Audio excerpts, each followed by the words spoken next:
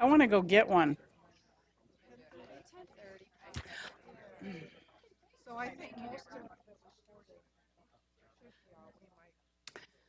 All righty, welcome back. I'd like to invite all the group reporters up to the front where we're going to go in order as printed on the agenda with each group reporting for 5 minutes, and which will give us time at the end of the 4 group presentations to discuss and get input from each other. So I'll come join you up there, and just a reminder we have a little slide changer button, or you can notify them. We do? Okay. Good morning. So we had group number 1. If you wanted to, you may have read our case. It's the 90-90-90 Namibia case, which is in the large book, pages 102 to 20 or so, and the stapled one. To start off, we had a very interdisciplinary group in the room. We had global representation, which was great. And the basic case here was to introduce a system of increasing the access to ART treatment in one region in Namibia. Namibia has a 14% prevalence of HIV. It was expected to rise. So the case was contextualized by the fact that in the public system there's only 2,300 or so physicians, 200 and something physicians and a little over 4,000 nurses. The distribution within the country from clinic to clinic and area to area isn't always perfect. In the base year, they treated 1,700 or enrolled 1,700 patients into ART treatment, and we're anticipating in the year that we were looking at in this case that by country there were going to be another 146,000 potential cases of HIV. So Region A was 10% of that, so they were dealing with trying to increase from 1,700 to 14,000 patients enrolled.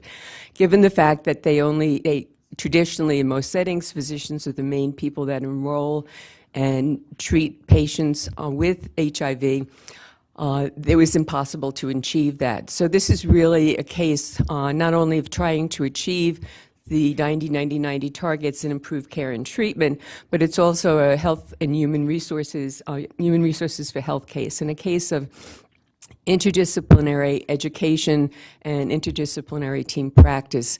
With the very specific intervention of adopting a model that would allow nurses to function and practice at the full level of their training and scope of training and education by allowing them to be trained in HIV, ART treatment and enrollment. And then instead of the physicians taking over the enrollment of 100% of the patients needing to be enrolled, which was not possible with 7 physicians, that they would expand this to allow the nurses and the physicians would maintain enrolling and managing the most critically ill of the patient population. So they started out with 34 nurses in this one Region A.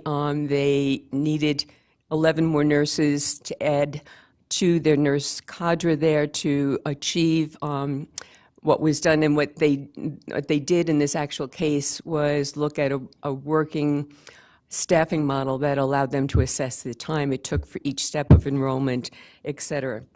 So their stakeholders, as you can see, we went from the initial large nurse, physician, pharmacist, patients, and families to looking at supply chain, and I'm not going to read through all of these in the interest of time.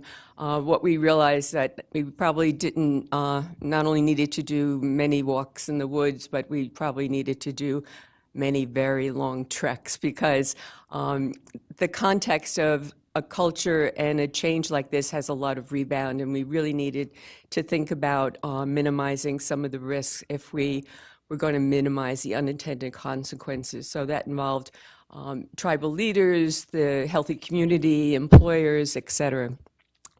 So the option really here was to adopt this NEMART or not, and then consider the cost. So the main costs involved, the actual dollar costs, were salaries and the additional cost of the ART.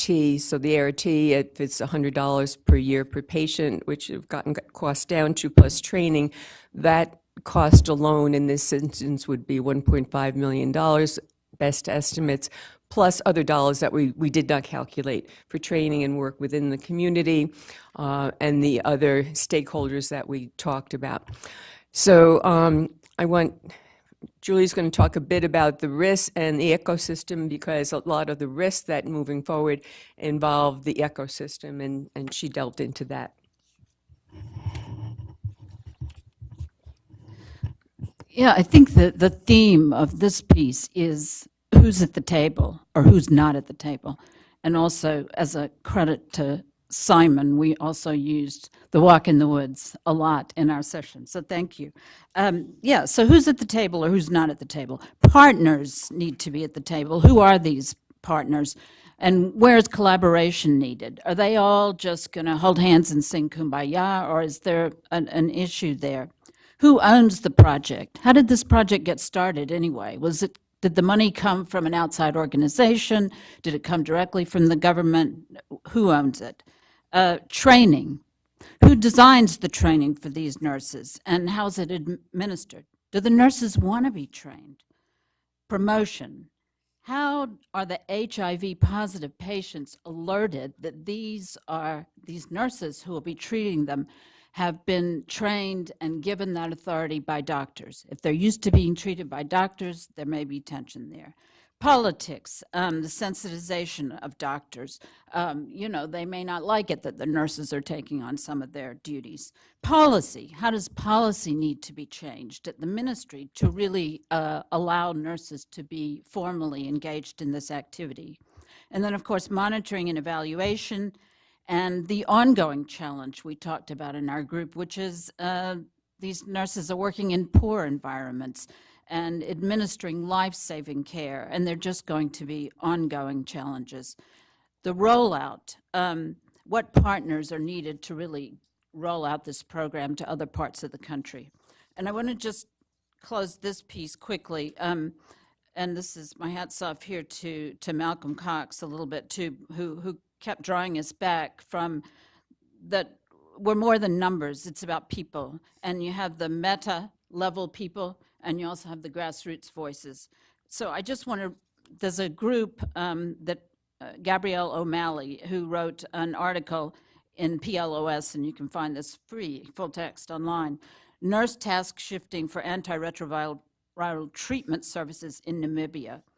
And this is what the doctor said. She, the nurse, has improved a lot. First of all, the history taking? Before she can take history, she will not be precise. Let's say someone is coughing. For how long? When did you go for sputum? But more importantly, the thing that she really is doing now for almost all patients is the physical examination that most of the other nurses don't do. They take the history, okay, go see the doctor. But now she's putting the patient on the couch, examines her from head to toe, which is a completely new ability, a new skill for her. And now briefly from the nurse. I am now happy to examine and even initiate patients on ART. I'm doing the physical exam. I'm able to assess patients and also diagnose. I know how to start patients on ART now. If I saw results, then I would know that I can start this patient on this treatment. And sometimes it was like you saw this patient is positive and you just knew we have to start them on ART, but you would not know which regimen to use.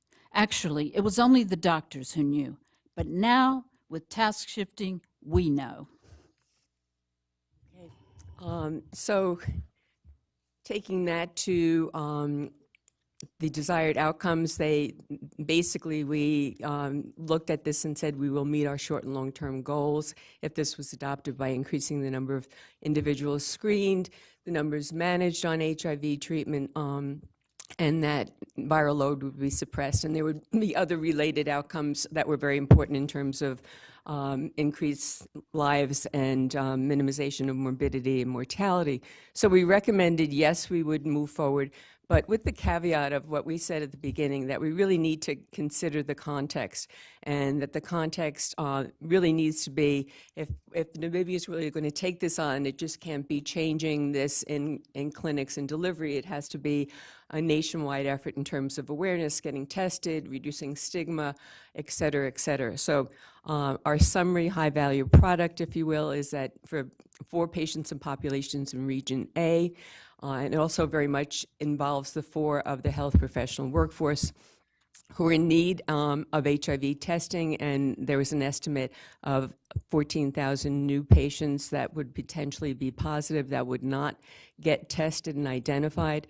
And the though was to improve access to limited health professionals, especially limited numbers of doctors and nurses, and this is a public system now, the government system, through this NEMART, which allows nurses to really practice at the top of their scope of education and training to manage these individuals.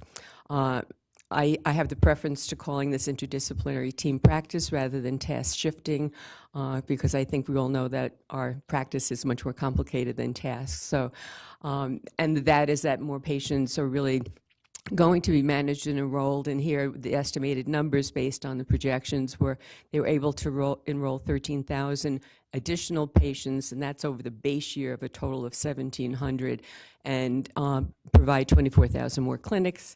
And I'm done because you can read the rest, and I think I'm over my time. Thank you very much. Thank you, Marilyn and Julia. And now Stuart. Thank you.